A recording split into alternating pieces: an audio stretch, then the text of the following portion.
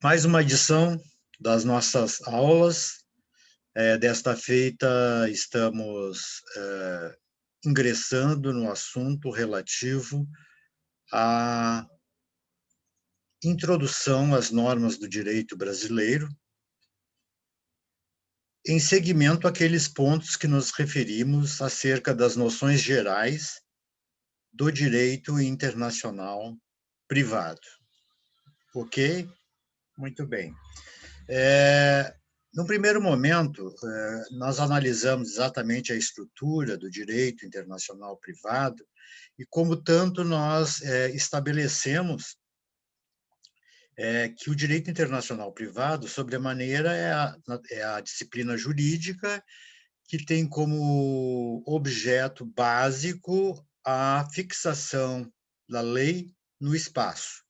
Ou seja, na hipótese de convergência de dois ou mais ordenamentos jurídicos, diga-se, dois estados, em disputa acerca de uma questão de natureza privada, ou seja, capitulada pelo Código Civil, pelo Código Empresarial, estas questões devem ser solvidas à luz da lei que deverá regular a relação jurídica respectiva. Ora, a questão da regulação da lei aplicável, como é a hipótese jurídica, esta questão está estruturalmente concentrada, certo? Na ideia de que não poderão prevalecer dois ordenamentos jurídicos sobre um mesmo litígio, e que, em havendo mais de uma disputa litigiosa sobre o mesmo assunto, deverá prevalecer aquela que, na fórmula da lei brasileira, e mais especificamente da principal fonte do direito internacional privado, que é a lei de introdução às normas do direito brasileiro, mais especificamente os artigos 7º até o 11º, onde vamos concentrar a nossa ideia acerca de todos os institutos do direito privado, passíveis de conflitos na esfera internacional, e vamos estabelecer, em contrapartida, qual a lei aplicável na fórmula da legislação brasileira, formalizada, sem dúvida nenhuma, então, pela lei de introdução às normas do direito brasileiro. Seja como for, quando se analisa a lei de introdução, nós estamos, então, vinculados a uma preocupação. A preocupação básica é delimitar, estruturar a lei aplicável, ponto. Quando se fala em lei aplicável, nós estamos corroborando uma ideia, a ideia de que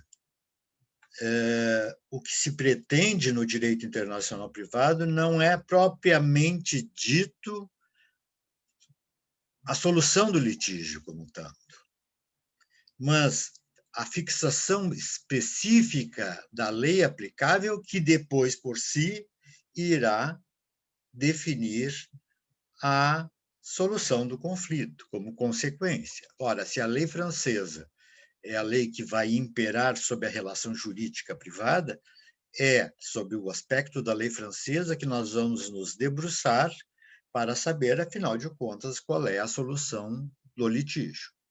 Assim sendo, pessoal, nós vamos analisar na aula de hoje os primeiros tópicos relativos à lei de introdução, que, na verdade, são apenas 5 tópicos.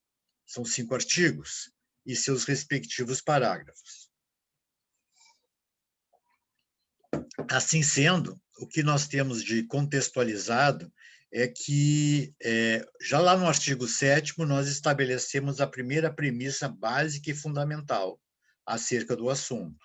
Ou seja, o artigo 7º reza, vamos ler o artigo por inteiro, o caput do artigo por inteiro, e a partir disso nós vamos então fazer algumas análises. O que diz o artigo 7º? A lei do país em que for domiciliada a pessoa determina as leis do início e do fim da personalidade. O nome, a capacidade e os direitos de família. Ponto. Nesta estrutura do caput do artigo 7º, nós podemos identificar perfeitamente dois aspectos bastante claros, estabelecedores da aplicação desse dispositivo. O primeiro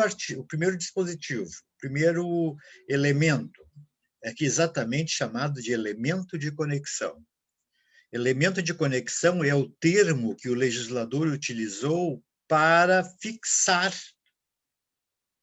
a motivação vinculada à escolha da lei.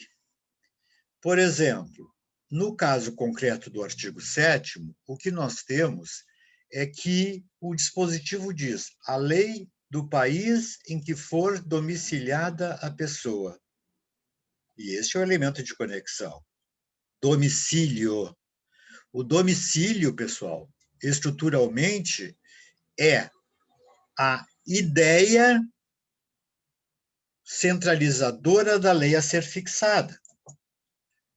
É a ideia elementar pela qual se estabelece a aplicação posterior da lei.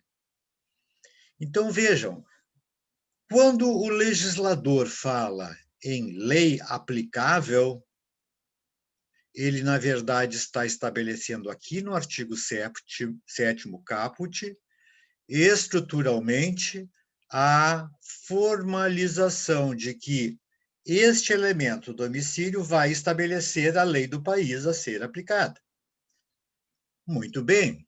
O problema é que, se nós permanecêssemos só nesta ideia, nós não teríamos estabelecido também sobre que temas o domicílio se constitui como elemento de conexão.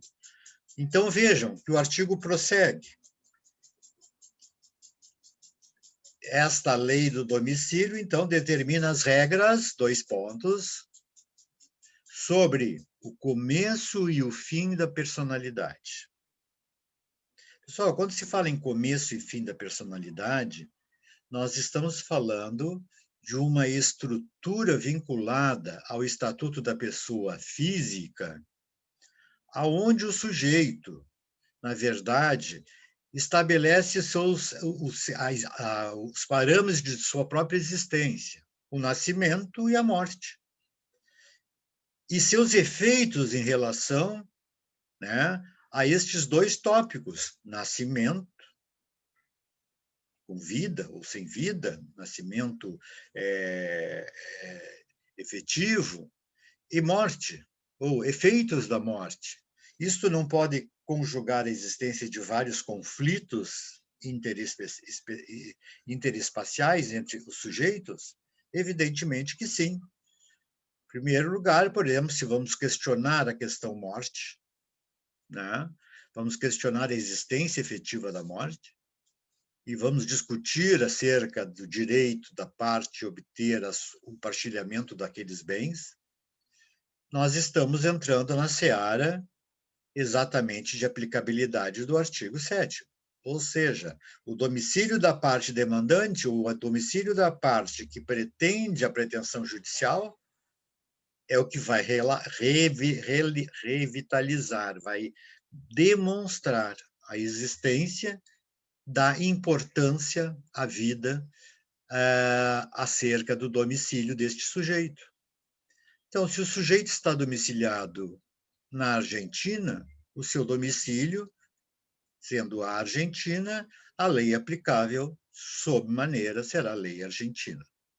Por outro lado, vocês vejam que, além de início e fim da personalidade, todas as suas derivações intercorrentes, que podem ensejar litígios, nós vamos falar ainda do nome. Outro qualificativo jurídico que enseja a possibilidade de conflitos. O nome, a existência do nome, a alteração do nome, todos os efeitos vinculados ao patronímico do sujeito, pessoa física. Ora, alteração do nome, posição a respeito do nome, entre outras questões litigiosas, são questões que, evidentemente, vão contemplar, então, a mesma ideia. no que tange a litígios envolvendo o nome, né, a lei aplicável é a lei do domicílio da parte. Terceiro tópico, a capacidade. Quando se fala em capacidade, nós estamos falando estruturalmente acerca da existência de atributo específico para o sujeito exercer a sua personalidade jurídica. E nós estamos aqui, então, integrados à análise da plena capacidade do sujeito ou não, né? A sua relativa capacidade, a sua incapacidade absoluta, as questões vinculadas à curatela, as questões vinculadas à tutela. Vejam que todas essas questões envolvendo capacidade são questões que vão gravitar diante de um mesmo elemento de conexão, que é o domicílio. Recordem-se, elemento de conexão é o termo jurídico que faz com que se defina a lei aplicável, que no artigo 7º, já vimos, é o domicílio. Muito bem. Fala ainda o dispositivo sobre os direitos de família. Todos os direitos de família estão ensejados na aplicação da lei em que está domiciliada a pessoa, ou do estado em que está domiciliada a pessoa, e, portanto, todo e qualquer litígio, guarda de filhos, pensão alimentícia, a questão relativa a divórcio, a questão de separação, de solução de união estável, estes processos todos que vinculam os direitos de família são providenciamentos colocados pelo legislador e que, na hora do conflito interespacial entre dois estados, entre dois sujeitos de ordenamentos jurídicos diferentes, ele vai configurar a ideia de que aplicar-se-á a lei do país em que o sujeito estiver domiciliado. Ok? Então, estruturalmente, nós temos aqui o primeiro ponto de toque. Elemento de conexão igual domicílio. Segundo tópico, objeto de conexão. Se quiserem, podem usar ou substituir, para melhor memorizar, o termo objeto jurídico da matéria em litígio. Assim seria objeto de conexão aqueles elementos colocados como o início e o fim da personalidade, o nome, a capacidade e os direitos de família. Esta estrutura do caput do artigo 7º, e assim sendo, esta estrutura estará configurada dentro das hipóteses legais estabelecidas pela lei de introdução. Assim sendo, nós vamos, a partir do caput do artigo 7º, analisarmos 8 hipóteses de exceções à regra base e, eventualmente, algumas alterações trazidas pelo legislador para esclarecer o sentido e o alcance dos objetivos do artigo 7º, ao proteger o Estatuto da Pessoa Física. Assim sendo, nós vamos ver que o parágrafo 1º já desarticula o caput do artigo 7º. Quando no artigo 7º falamos de domicílio, no parágrafo 1º nós já não vamos estabelecer o mesmo parâmetro. Nós não vamos estar preocupados com a questão domiciliar. Vejam o que diz o dispositivo do parágrafo 1º. Realizando-se o casamento no Brasil, então nós estamos agora falando de um aspecto específico da aplicação, né, do artigo 7º, que trata acerca dos direitos de família, aqui no caso concreto o casamento. Então, eu estou dizendo o seguinte: se o casamento foi realizado no Brasil, o que o legislador diz? Será aplicada a lei brasileira. Veja que eu não falo mais em domicílio, estou falando em será aplicada a lei brasileira. E aí? Então, para todos os casamentos realizados no Brasil, nós temos que aplicar a lei brasileira? Esse é o questionamento. Evidentemente que o artigo o parágrafo não se depara por aí, ele diz mais: será aplicada a lei brasileira quanto aos impedimentos dirimentes e às formalidades da celebração. Vejam, 2 tópicos especificamente definidos que vinculam o tipo de conflito sobre o casamento. Os impedimentos dirimentes, que são aqueles que impedem o casamento ou suspendem a ideia do casamento. E as formalidades da celebração, que são todas as fórmulas previstas na legislação para que o casamento seja válido. Acerca do seu agente, acerca do seu objeto, certo? Que, evidentemente, vai trazer a ideia de que quem casa no Brasil tem que respeitar as diretrizes relativas aos impedimentos dirimentes e às formalidades do casamento, as formalidades da celebração do casamento. E, assim sendo, nós temos que nos concentrar, então, de que se realizará no Brasil, se realizará pela lei brasileira, nas hipóteses de violação aos impedimentos dirimentes e em relação às formalidades da celebração, também a violação às formalidades, aplicaremos no caso concreto, de maneira expressa, a lei brasileira.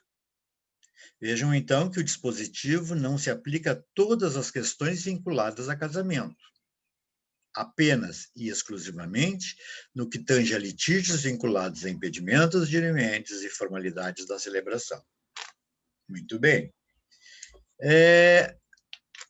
Uma outra questão que se mostra importante aqui é que esse parágrafo primeiro, na verdade, está nos dando exatamente a concentração de que aquilo que está redigido no caput será aplicado como regra se não houver uma exceção através daqueles parágrafos. Ou seja, a exceção deste parágrafo aqui é que ela só se vincula a impedimentos dirimentes e formalidades da celebração. No que tange a outros litígios vinculados a casamento, nós voltaremos para o caput do artigo 7º, ou seja, aplica-se a lei do domicílio. Evidentemente que vamos depois fazermos espécies de exercícios para nos concentrarmos na ideia prática desta aplicabilidade. Então, vejam bem, os dispositivos, todos eles trazem 2 aspectos básicos. O primeiro aspecto básico é que existe um elemento de conexão, certo? E o segundo aspecto básico é que existe um objeto de conexão, ou objeto jurídico, que é o objeto do litígio posto, que será ao qual será adotada a lei que está indicada no mesmo dispositivo. Parágrafo 2º. O parágrafo 2º estabelece a abertura de uma espécie de benefício aos estrangeiros residentes no Brasil, né, ou brasileiros residentes no exterior, porque essa regra é mais ou menos universal, de que estes podem casar através das suas autoridades diplomáticas ou consulares, sendo reputado tal casamento como realizado no seu país nacional. Importante ressaltar que ambos os nubentes, no caso, têm que ter a mesma nacionalidade. Logo, leitura do texto. Parágrafo 2º. O casamento de estrangeiros poderá celebrar-se perante autoridades diplomáticas ou consulares do país de ambos os nubentes. Vejam, pessoal, o casamento de estrangeiros, então, está aberto à hipótese dele casar na forma da lei do seu país nacional, ainda que estejam no Brasil. E por que isto? Porque nós não queremos, segundo o aspecto colocado na nossa legislação, nós não queremos que o sujeito só porque está no Brasil, esteja obrigado a casar pela lei brasileira. Ele tem essa opção. Eu não quero me casar pela lei ou pelas normas do direito brasileiro, eu quero me casar de acordo com a lei francesa. Ora, se a lei francesa, por qualquer motivo, me parece melhor, até porque é a legislação dos cônjuges, de ambos os cônjuges, veja, não pode ser um, tem que ser os dois, evidentemente que a utilização deste atributo de casamento através de um registro civil posto lá no sistema diplomático ou no sistema consular, evidentemente que isto tem a mesma validade jurídica de um casamento no exterior. E, portanto, subjuga-se as regras determinadas para o casamento em termos de direito internacional privado estabelecidas neste país. Se francês for a lei aplicável, evidentemente que todas as regras relativas ao casamento estão consubstanciadas no Código Civil francês. Ok? Muito bem. Então, no parágrafo 2º, nós estamos abrindo um pouco mais a ideia do casamento, estabelecendo a faculdade dos cônjuges de mesma nacionalidade casarem perante seu sistema diplomático consular. O parágrafo 3º do artigo 7º estabelece a seguinte regra: se os nubentes tiverem domicílio diverso, então veja, nós estamos agora manuseando o dispositivo do caput do artigo. Nós temos que prever que, eventualmente, os cônjuges ou os noivos, os nubentes, como se quer, eles, evidentemente, certo, não necessariamente possuem o mesmo domicílio. Eles podem ter domicílio diverso. Neste caso, a lei esclarece que o caso do objeto de conexão sobre o casamento é sobre a invalidade do casamento. Em que casos o nosso Código Civil estabelece hipóteses de invalidade do casamento.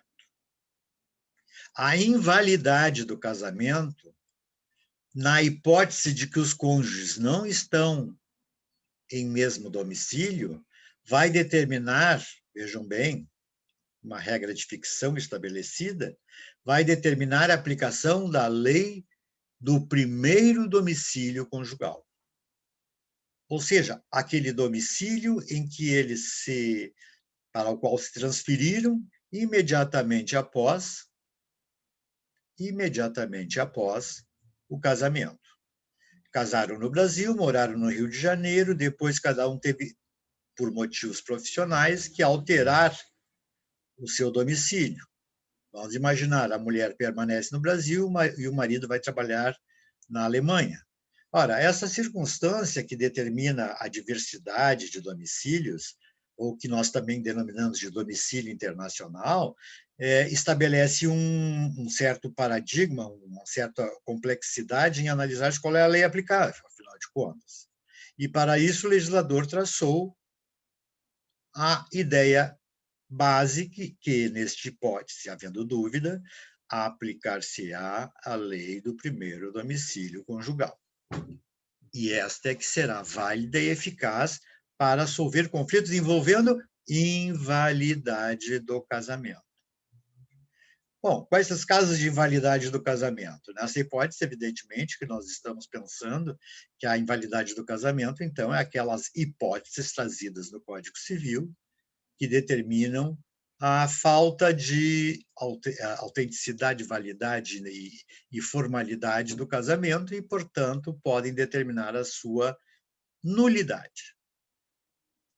Certo? Adiante. Parágrafo 4º. O regime de bens, legal ou convencional, obedece à lei do país em que tiverem os nubentes domicílio. Botamos a figura do domicílio, vejam bem. E se este for diverso, o do primeiro domicílio conjugal. Vejam, pessoal, aqui nós estabelecemos inicialmente um novo objeto de conexão sobre o casamento. E este objeto refere-se ao regime de bens do casamento. Seja regime legal, que no Brasil é a comunhão parcial, seja o regime convencional, que pode ser tanto a comunhão universal como a separação total. Ora, seja qual for o regime de casamento, aplicar-se-á a lei do país em que estiverem os nubentes domicílio. A regra é que eles tenham o mesmo domicílio. Agora, isso não é obrigatório, em muitos casos, isso não se aplica. E na hipótese em que o domicílio é diverso, que nós falamos de domicílio internacional, nós vamos aplicar a lei também do primeiro domicílio conjugal. É claro que quando houver uma questão a nível de prova, vinculada à ideia de que os cônjuges possuem domicílio diverso, nós teremos que aplicar, né? Teremos que aplicar a do primeiro domicílio conjugal, que deverá estar pré-estabelecido na própria questão, até para que a gente possa estabelecer exatamente a solução da questão posta. Adiante, vamos trazer alguns exemplos de regime de bens que foram alterados ou foram expressados a partir do momento em que um dos cônjuges adentra com uma ação judicial para pedir o suprimento do seu regime, que eventualmente não existia ou que eventualmente quer alterar, certo? Então, vejam que há uma disposição clara e adequada acerca do mesmo assunto. Parágrafo 5º. O parágrafo 5º da Lei de Introdução, do artigo 7º, parágrafo 5º do artigo 7º, diz o seguinte: o estrangeiro casado que se naturalizar brasileiro, vamos ver esses dois fatos. É um estrangeiro que é casado e que vem e se naturaliza brasileiro, porque está residindo no Brasil, certo? Ele cumpriu todos os objetivos estabelecidos pela a lei da certificação derivada da sua nacionalidade e chegou à naturalização. Ora, naturalizado brasileiro, a lei abre uma nova hipótese. Vejam o que diz. O estrangeiro casado que se naturalizar brasileiro pode, mediante anuência do seu cônjuge, sublinhe, anuência do cônjuge, ele sozinho não pode. Cônjuge, independentemente de ser marido ou mulher, tem que haver autorização, ok? Poderá requerer ao juiz o quê?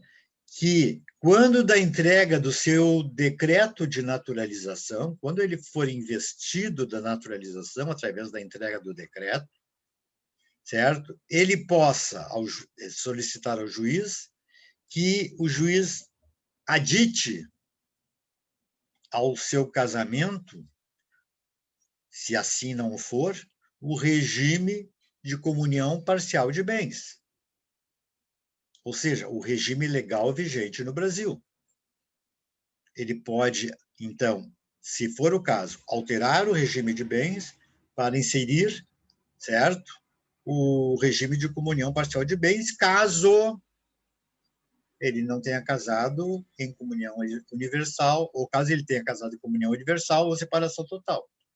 Esta premissa da adoção do regime brasileiro, ela é uma premissa que se estabelece em benefício dos cônjuges a partir do momento em que poderá haver muitos conflitos envolvendo a figura dos cônjuges num território no qual prevalece a regra legal da comunhão parcial de bens.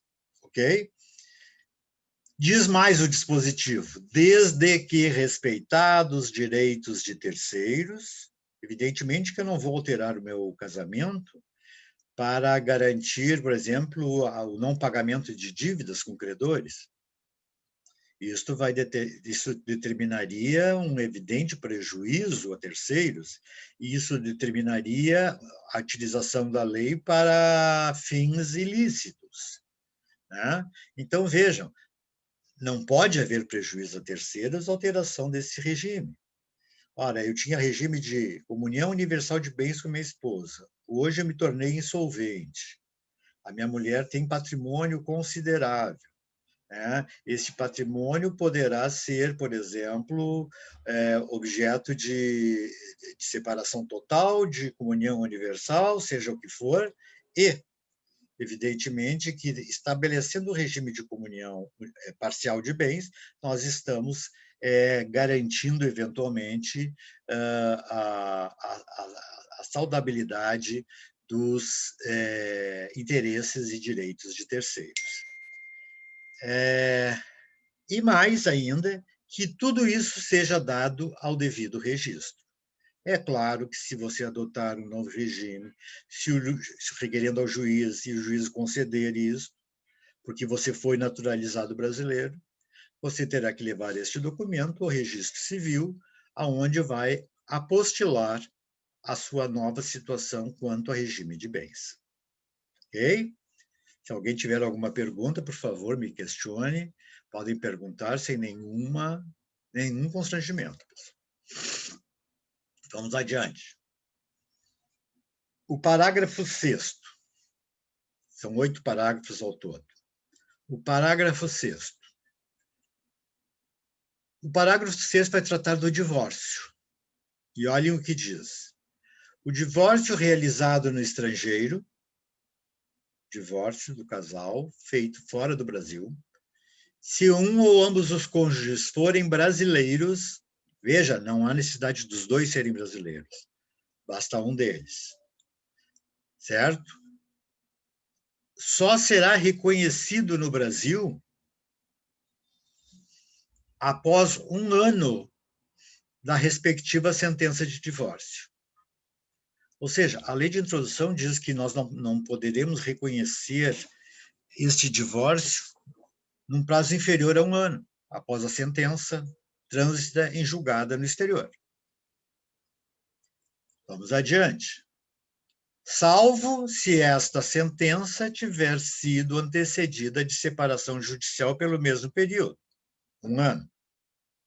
Ou seja, tanto na hipótese de uma separação judicial com mais de um ano de existência ou de um divórcio com mais de um ano de existência, poderá haver o reconhecimento adequado, certo, do ato de divórcio praticado. Muito bem. Neste caso, a homologação do divórcio obedecerá efeitos imediatos, ou seja, produz efeitos imediatos, ok? Obedecidas as condições estabelecidas para a eficácia das sentenças estrangeiras no país, respeitado as diretrizes regimentais do Superior Tribunal de Justiça.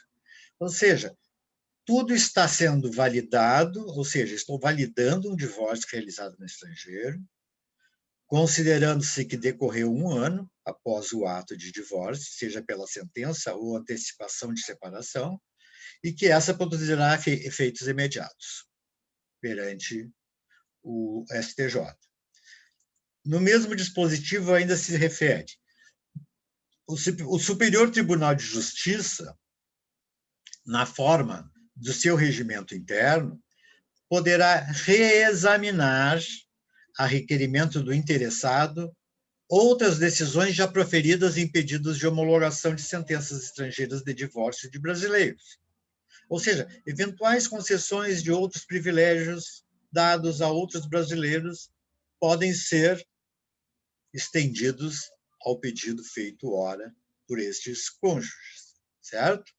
E, neste caso, este reexame, na verdade, não tem o objetivo de alterar, vejam bem, não tem o objetivo de alterar a regra sentencial dada pelo estrangeiro, mas sim de adaptar a regra à realidade do Brasil.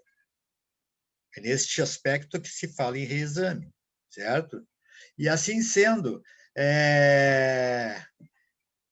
a partir deste ensejo, havendo o reexame, elas poderão produzir todos os seus efeitos legais no território nacional. Então, estruturalmente, nós temos a seguinte ideia: divórcio estrangeiro, no estrangeiro, feito fora do Brasil, mas era pelo menos um dos cônjuges brasileiro. Eles vão requerer o divórcio, vão obter uma sentença, essa sentença tem que ser procedida, desculpem, essa sentença tem que ser reconhecida no Brasil até um ano depois de sua prolação. Após um ano dessa sua prolação, nós temos que também imaginar que, se houver antecipação de uma separação judicial no mesmo sentido, também nós teremos a possibilidade eficiente de dar efeito imediato à sentença. Qual é o grande problema que nós estamos vendo aqui? O que a lei do divórcio no Brasil alterou, por exemplo? Relativamente a este parágrafo 6º, nós vamos ver que a lei do divórcio alterou estruturalmente a desnecessidade de aguardar-se qualquer prazo para o divórcio. O divórcio pode ser imediato, independentemente de causas, independentemente de motivação, o divórcio pode ser proposto imediatamente após a separação do casal. Então, vejam, nós temos aqui uma questão a ser analisada sobre o aspecto da atualização normativa. Né? A atualização normativa vai fazer com que o STJ possa reexaminar um pedido de divórcio ou de homologação de um divórcio que, na verdade, transcorreu no prazo desde a sua prolação, né, de 2 meses apenas, ou até menos do que isso. Ora, o que não há mais necessidade é de aguardar-se este prazo. E se essa disposição não sofreu a devida adaptação, é porque este dispositivo ou a lei de introdução ainda não sofreu, como deve sofrer, em breve, uma nova revisão e novas alterações que vão adaptá-las ao sistema legislativo posterior à sua edição. Ok? Artigo 7º. Vejam o que diz o artigo 7º. Salvo em caso de abandono,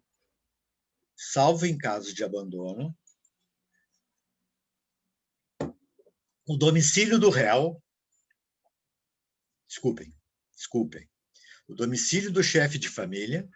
Quem é o chefe de família, o homem ou a mulher? Em primeiro lugar, pelo princípio da igualdade, inserido na Constituição de 1988, chefe de família pode ser tanto o homem quanto a mulher, qualquer um dos cônjuges. Aquele que, de fato, exercer o poder de chefe, comandante, administrador da família. Então, o que nós estamos tentando dizer nesse dispositivo é que o domicílio do chefe de família se estende ao outro cônjuge, certo? E aos seus filhos que não sejam emancipados, aos seus filhos invariavelmente menores. O domicílio deles três são o mesmo domicílio. O do chefe de família, o do outro cônjuge e dos filhos não emancipados. Então, na hora de flexionar-se o litígio dentro da conotação familiar, nós temos que analisar que o domicílio a ser aplicado é o domicílio do chefe de família. Desde que não tenha havido abandono, ou que o chefe de família tenha abandonado a família, deixando ao relento. E este relento faz com que altere-se substancialmente a regra domiciliar. Ok? Ao finalzinho do dispositivo, tem uma expressão ali que já foi objeto até de um concurso público e que talvez muitas pessoas não tenham dado bola, mas é de fundamental importância. Assim sendo, nós temos que analisar a seguinte expressão. O tutor e o curador, representantes legais de incapazes, tutor e curador, devem estabelecer o seu domicílio como o principal em relação ao tutelado e o curatelado. Se nós discutimos direitos, deveres, obrigações de tutelados e curatelados, evidentemente, certo? Evidentemente, nós vamos nos concentrar no domicílio do próprio tutor ou curador. Até porque o tutelado e o curatelado são incapazes, não poderiam ter domicílio como regra de atuação. E, finalmente, o parágrafo 8º, sobre o dispositivo do artigo 7º. O que diz o parágrafo 8º? O parágrafo 8º estabelece a seguinte regra: quando a pessoa não tiver domicílio, considerar-se-á domiciliada no lugar de sua residência, ou naquele local em que se encontre, qualquer local. Qualquer local. O que nós estamos analisando aqui é que aqui nós temos uma sequência lógica para que se estabeleça a lei aplicável. Não tem domicílio? Vamos usar o argumento residência.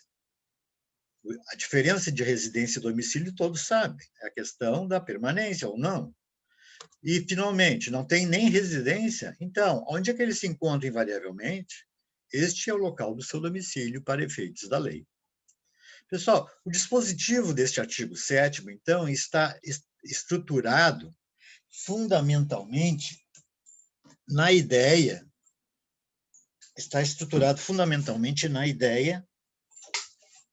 de que, só um minutinho, fundamentalmente na ideia de que o domicílio é o elemento de conexão básica, com essas alterações postas nos respectivos parágrafos. Assim sendo, quando nós estabelecermos qualquer um destes objetos de conexão, ou jurídicos, nós estaríamos diante da possibilidade de analisar se é caso da aplicação do caput do artigo, que é a regra geral, ou, nas questões específicas, aplicar-se os parágrafos existentes adiante, que são 8. Ok? Muito bem. Do que nós tratamos no artigo 7º, portanto? Nós tratamos do livro 1, título 1 do nosso Código Civil. Não por menos que por se tratar de matéria relativa ao direito privado. Ou seja, nós tratamos do Estatuto da Pessoa Física e dos Direitos de Família. Todos eles estruturados dentro do princípio de que a regra se coloca dentro de um sistema, certo? Pré-estabelecido no artigo 7º e cujas exceções estão elencadas a partir dos parágrafos ali existentes. Muito bem, mas vamos dar mais uma caminhadinha na nossa lei de introdução. A lei de introdução, na verdade, vai especificando em cada um dos seus dispositivos, artigo 7º, 8º, 9º, 10º, 11º, ela vai especificando outros temas relativos ao direito privado. E vejam o que diz o artigo 8º. Para qualificar os bens e regular as relações a eles concernentes, aplicar-se-á a lei do país em que estiverem situados. Ponto. Qual é o objeto de conexão posto, pessoal? Qual é a matéria jurídica? Qual é o elenco do direito privado estabelecido e discutido aqui na questão? A questão dos bens, sejam móveis, sejam imóveis, certo? Muito bem. Bens móveis e imóveis regulam-se pelo artigo 8º. E, segundo o artigo 8º, o elemento de conexão estabelecido é o local em que se situa o bem. Ou seja, a minha casa é na avenida tal, rua tal, número tal, este é o local definitivo da minha casa e ele é o local da sua situação. A situação do meu bem, que ascende à questão territorial, a questão vinculada a este meu bem, vincula a lei aplicável, que no caso será a lei brasileira, até porque está em Porto Alegre, Rio Grande do Sul, Brasil, certo? Muito bem. Então, a situação do bem, a sua localização é que vai concentrar o objeto de conexão. Ou seja, objeto, bens, ponto número 2, situação e sua localização. Onde estão? Né? Parágrafo 1º desse dispositivo. Aplicar-se-á a lei do país em que for domiciliado o proprietário quanto aos bens móveis, que ele trouxer consigo ou se destinarem a transporte para outros locais. Vejam bem, agora eu faço no parágrafo 1º uma alteração em relação ao caput do artigo 8º, situação dos bens, estabelecendo que, quanto aos bens móveis, vejam que eu digo, aplicar-se à lei do país em que for domiciliado proprietário, quanto aos bens móveis, sublinho, bens móveis esses que ele levar consigo, ou que destinar, ou determinar que sejam transferidos para outro local. Essa possibilidade de flexionamento da posição original dos bens ditos móveis, né, é uma posição que se vincula, então, à ideia de que eu não posso imaginar a situação do bem propriamente dito. Se meu carro está no Brasil, Porto Alegre, Rio Grande do Sul, e eu me dirijo ao Uruguai, Argentina, ou Chile, quando eu faço este trajeto, eu estou alterando o local de sua situação originária. Ou seja, nós estamos, então, estabelecendo regras novas que se estabelecem a partir desta mobilidade, certo? Esta mobilidade vai fazer com que o dispositivo defina, então, que, em vez de ser a situação do bem, se transfira o elemento de conexão ao nível de o quê, pessoal? De o quê? Ao nível de transporte ou destinação para outros locais, aplicando-se, então, a lei de domicílio do proprietário, o proprietário do bem, e não mais a lei de situação. Vejam bem, quando se tratar de bens móveis, sempre questionem acerca da aplicação do artigo 8º. Na verdade, a aplicação do artigo 8º restringe-se quase que inteiramente aos bens imóveis, mas havendo condições de permeabilidade, de possibilidade de transferência de bens móveis, esta regra se transmuta em propriedade ou domicílio do proprietário, ok? Segundo parágrafo do artigo 8º. O penhor regula-se pela lei do domicílio que tiver a pessoa a cuja posse se encontre a coisa apenhada.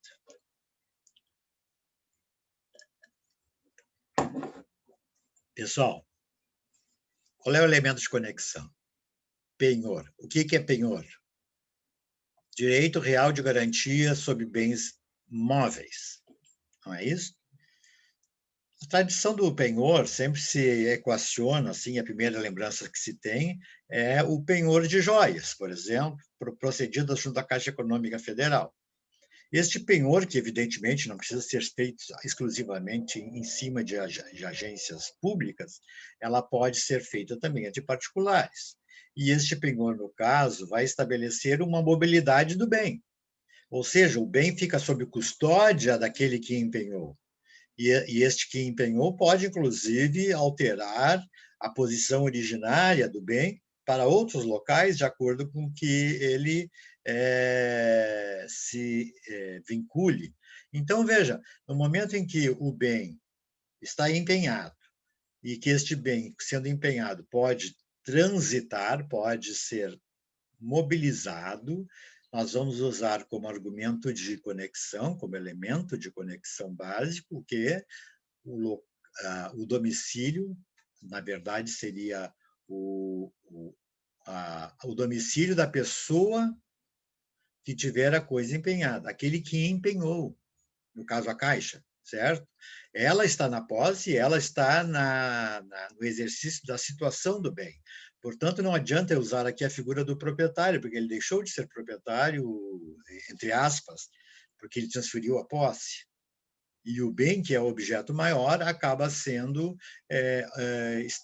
estruturada dentro de uma nova realidade, que não estando mais na mão do proprietário, o empenhante é que vai dar destinação à coisa. Portanto, o domicílio do empenhante, aquele que detém a coisa empenhada, ou apenhada, como quiserem, é este o que vai prevalecer sobre a regra. Vejam que o artigo 8º é um artigo pequenininho. Este artigo 8º, então, estruturalmente, está estabelecendo a seguinte regra. Regra número 1, bens móveis e bens em geral. Essa é a regra geral, certo? Bens em geral. Ações envolvendo a regulação de bens e suas relações entre as partes, certo? Essas ações são reguladas pelo local da situação do bem, sobremaneira sobre bens imóveis. Local da situação do bem. Vamos imaginar um inventário de bens situados no Brasil. Se os bens estão situados no Brasil, o inventário e partilha destes bens terá que ser feito na forma da lei brasileira. Não é isso? E vamos ver, inclusive, que a competência judiciária para julgar e processar é do juiz brasileiro com exclusividade. Este aspecto da territorialidade que faz com que o bem se atrele ao território é a regra geral e de natureza internacional. Agora, é claro que, no que tange aos bens móveis, sabendo-se que estes podem ser transferidos, serem alterados quanto à sua posição originária a qualquer momento, tanto nos bens de uso pessoal do proprietário, quanto nos bens que forem destinados a terceiros locais ou terceiras pessoas, estes não podem mais obedecer à regra da situação, e sim vão obedecer à regra do domicílio do seu proprietário. E, finalmente, a questão do penhor, como direito real de garantia, né? Não esqueçam, na questão do penhor, nós vamos exercer a lei do país em que estiver, onde for o domicílio da pessoa que tem a coisa em seu poder, a coisa é empenhada. Essas são as 3 modalidades. Vejam, caput, estabelecendo o local da situação, e 2 regrinhas evolutivas, estabelecendo a primeira, a questão relativa à localização dos bens, certo? Por serem imóveis, e a segunda, relativamente a direitos reais de garantia sobre bens móveis, que é a regra que vai determinar a utilização do vínculo domicílio do empenhante. Ok? Muito bem. Vamos rapidamente iniciar o artigo 9º, porque nós vamos complementá-lo a partir da próxima aula, porque o artigo 9º é um artigo de sobre importância na esfera do direito internacional privado brasileiro. Ele conduz a muitas questões tormentosas, muitas questões conflituosas, porque, na verdade, nós temos uma disparidade em relação ao sistema internacional, principalmente o sistema internacional dos países mais desenvolvidos. Vejam, então, o artigo 9º. O artigo 9º vai dizer o seguinte, pessoal: para qualificar e reger as obrigações, este é o objeto de conexão, obrigações. Para qualificar e reger as obrigações, aplicar-se-á a lei do país em que se constituir a obrigação. O que significa constituir obrigação? Dar origem, dar início, ensejar. Nós estamos aqui estabelecendo a regra de que a grande formalização da ideia das obrigações é que elas têm como vínculo legislativo aplicável na hora da opção da lei exatamente o local em que se constituiu. Ora, por exemplo, um contrato foi constituído entre um brasileiro e um alemão em território alemão, onde foi assinado. Lei alemã. Se, ao contrário, ele foi firmado e assinado no Brasil, a lei brasileira, certo? Então, vejam, a regra está, então, diretamente vinculada à informação de que o local em que se constituir a obrigação é aquele que vai definir a lei aplicada.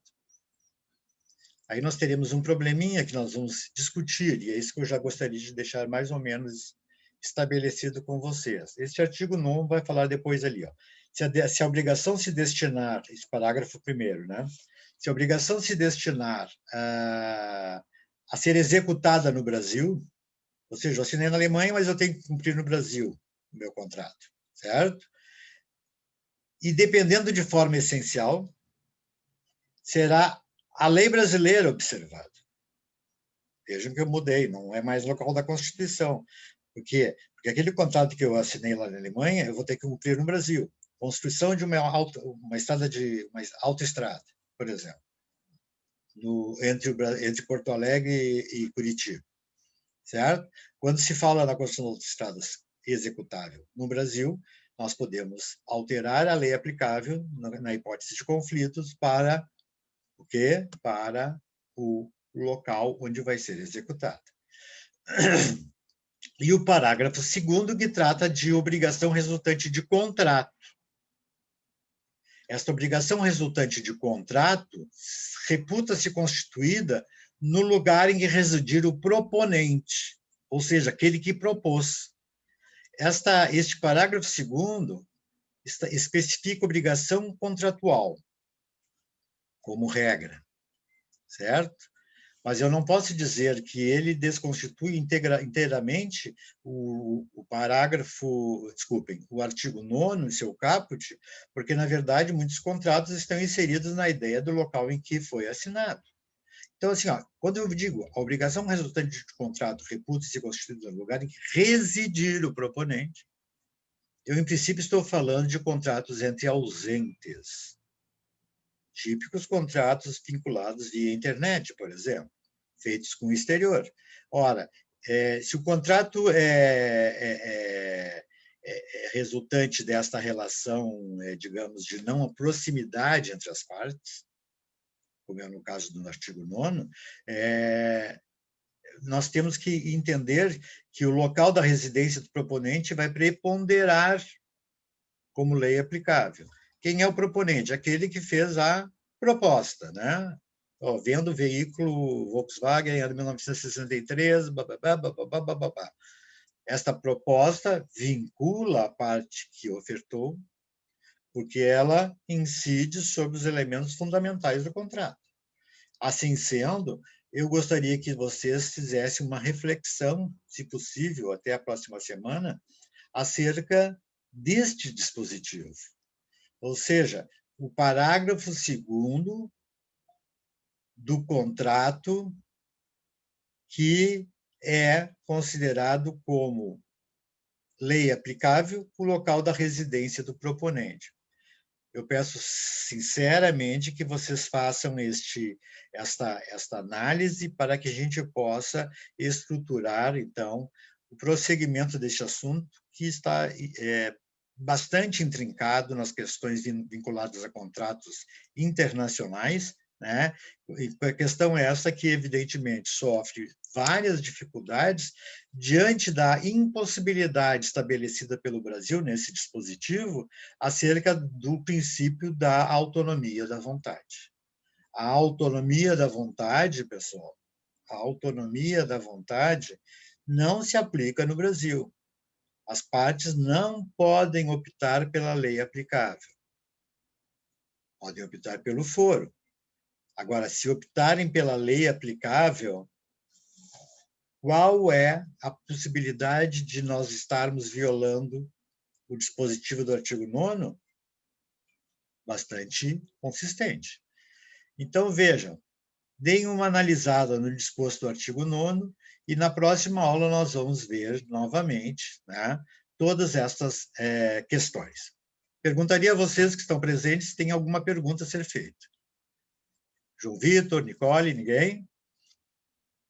Tudo certo, professor. Tudo certo, Nicole, obrigado. João Vitor, ok? Tá bom, então, até a Tudo próxima. certo, professor. Obrigado. Obrigado. Já viram as notas, pessoal? Sim. Tá bom. Acho que todos foram bem, né? Muito obrigado, pessoal. Até sexta-feira. Eu mandei um... Fala. Prof, Fala. Nicole, rapidinho. Eu Fala, mandei um Nicole. e-mail para o senhor, se o senhor puder dar uma olhadinha, Aham. faz favor, em relação à prova, tá bom? Tá bom, eu vou dar uma olhada. Obrigada. Tchau. Tchau, Nicole. Obrigado. Tchau, professor. Tchau. Tudo de bom, João Vitor. Obrigado, igualmente.